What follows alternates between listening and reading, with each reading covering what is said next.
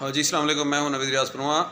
सबसे पहले एक बार तशरीफ़ पढ़ने अल्लाहुम्मा सल्ली अला सय्यिदना मौलाना मोहम्मद व बारिक वसल्लम अलैहि।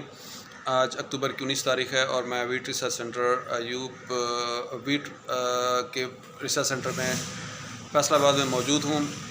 यहाँ आने का मकसद गंदम की प्रोडक्शन टेक्नोलॉजी को समझना और आप लोगों के लिए, आप फार्मर्स के लिए समझाना। तो इसके लिए मैंने रिक्वेस्ट की है डायरेक्टर वीट डॉक्टर जावेद साहब से कि वो हमें फार्मर्स के लिए वैराइटल अडाप्टेशन पूरे सीज़न के लिए एक समराइज़ कर दें कि हम क्या करें और किस तरह करना चाहिए। मैं उनसे रिक्वेस्ट करूँगा कि वो हमें इस बारे में सीज़न में पिछले साल की तरह हम बेहतर से बेहतर पैदावार की तरफ किस तरह काम डालूँ।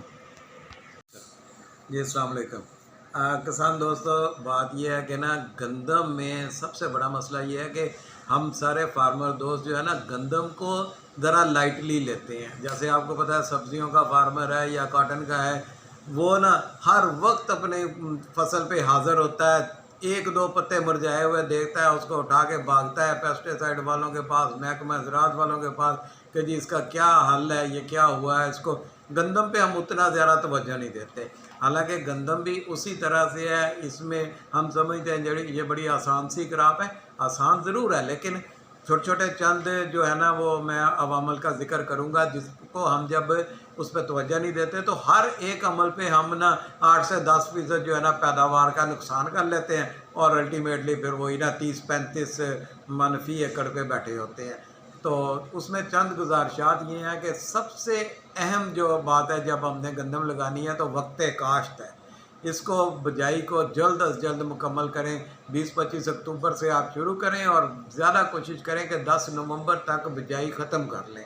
उसका फिर मुकाबला नहीं है, लेट करेंगे उसका नुकसान होगा। दूसरा है बीज का इंतखाब। उसको हमें दो चीज़ों का ख्याल रखना है, एक तो अच्छी किस्म का इंतखाब और फिर उस अच्छी किस्म का अच्छी क्वालिटी का बीज लेना, जो सर्टिफाइड बीज हो, जिसका दाना अच्छा हो, उसका उगाव पूरा हो, ताकि प्लांट पॉपुलेशन पूरी रहे। उसके बाद काश्त ड्रिल से की जाए, खादों का मुतनासिब इस्तेमाल किया जाए। हमारे यहाँ ज़्यादातर हम नाइट्रोजन जो है उस पर ज़्यादा तवज्जो देते हैं, फास्फोरस कम यूज़ करते हैं और पोटाश तो ना होने के बराबर, जबकि इन तीनों खादों का अलग-अलग फंक्शन है। जो नाइट्रोजन ने करना है, यूरिया ने करना है, वो सिर्फ पौधे का कद काट बढ़ाना है, उसको लश ग्रीन कर देना है, लेकिन उस पौधे में तने की मजबूती, उसमें क़ुव्वत मुदाफ़त लाना, उसके जड़ों का निज़ाम मजबूत करना, ये फास्फोरस और पोटाश के काम है। इसी तरह ग्रीन जो है दाने की तादाद सिट्टों में, फिर दाने की बुराई,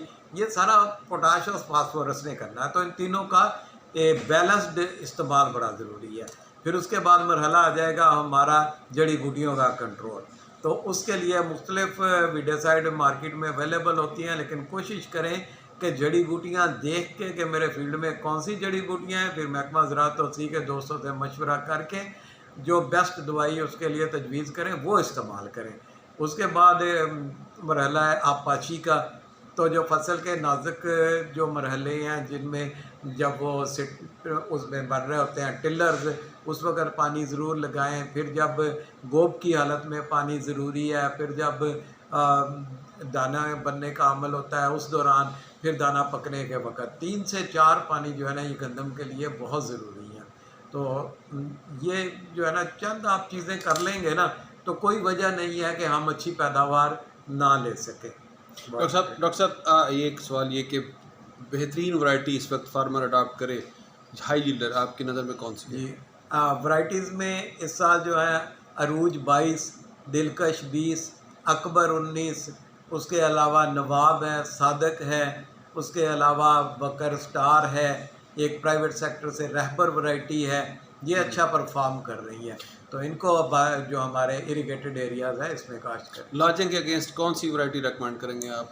लॉजिंग के अगेंस्ट ये अकबर, दिलकश, अरूज अच्छी वैरायटीज़ हैं, लेकिन इसमें ज़्यादा डिपेंड, जैसे मैंने पहले जिक्र किया है कि बैलेंस फर्टिलाइज़र का, सोइंग के मेथड का बड़ा होता है। आप ड्रिल से सोइंग करें, बैलेंस्ड फर्टिलाइज़र डालें तो आपकी लॉजिंग कम होगी। अगर आपने नाइट्रोजन ज़्यादा डाली होगी, फास्फोरस पोटाश कम होगी, तो वो जो है फसल ज़्यादा गिरेगी। ठीक है, थैंक यू सो मच, बहुत शुक्रिया।